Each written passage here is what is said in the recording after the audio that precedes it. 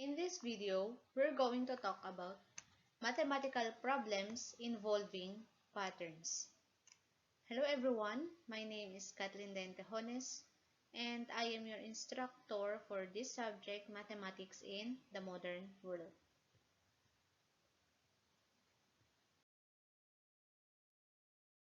So we have here our ninth strategy, which is looking for pattern. So this is a continuation of problem solving strategies, but it will fall to other lesson. So looking for a pattern is a strategy in which students look for pattern in the data in order to solve the problem. So students look for items or numbers that are repeated,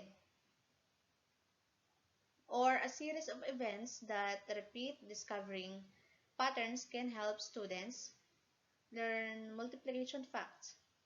So the looking for pattern strategy can be used to solve many math problems and can be used in combination with many other strategies. So including making a table, making a list, or simplify the problem. So we have here an example. Find the next three terms in the given sequence: 2, 5, 8, 11, so on and so forth, and 1, 5, 9, 13, 17.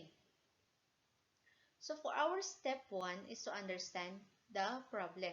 So in the given sequence, we need to find a pattern based on the given terms, and then we will use it to find the next three terms.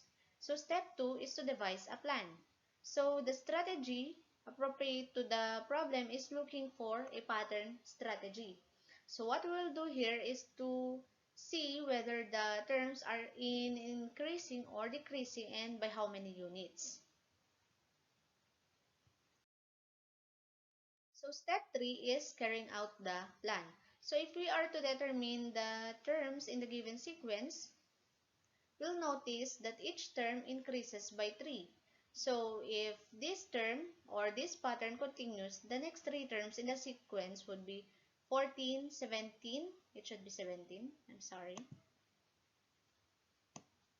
and 20.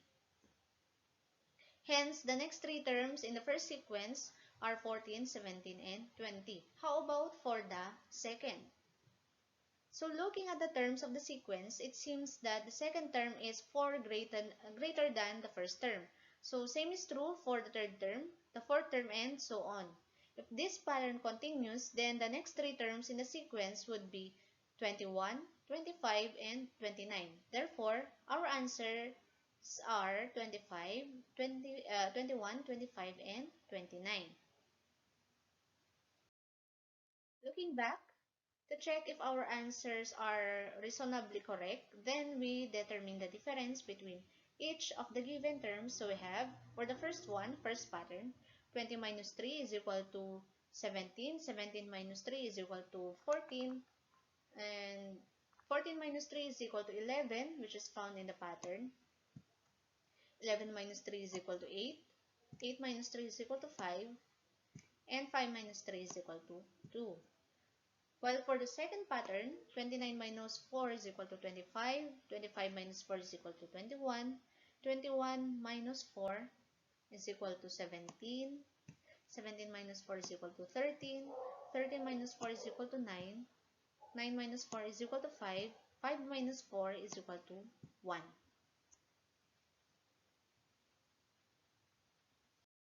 So now let us have our second example. Suppose that you arrange dots in triangular shapes. So how many dots will be there in a triangle that has 10 rows? Yung may 10 rows. So for our step 1 is to understand the problem. So in the given figure, we are given dots arranged in triangular form, and we need to determine the pattern that exists so that we can be able to know the number of dots that would represent a triangle with 10 rows. So we have here our step 3, which is carrying out the plan. Based on the figure, we can form a sequence of numbers. So we'll have the sequence 1, 3, 6, 10. What we need to do now is to know what the pattern is. So what we will do is to get the difference between each term. So 3 minus 1 is equal to 2, 6 minus 3 is equal to 3, 10 minus 6 is equal to 4, and so on. We can now see that the difference is increased by 1, and it implies that also that the term also increases. So if the pattern would continue, then the next difference would be 5, 6, and so on. So we have it.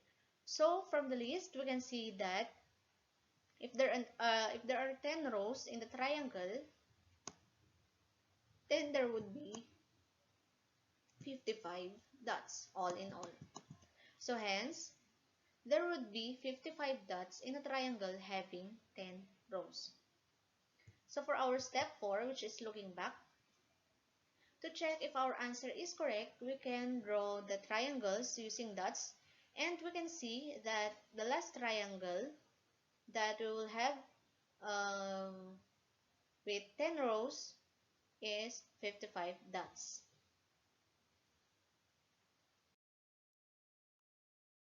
Okay, so that's all for today. That's how are you going to look for a pattern. Thank you for listening, and always remember, prevention is better than cure.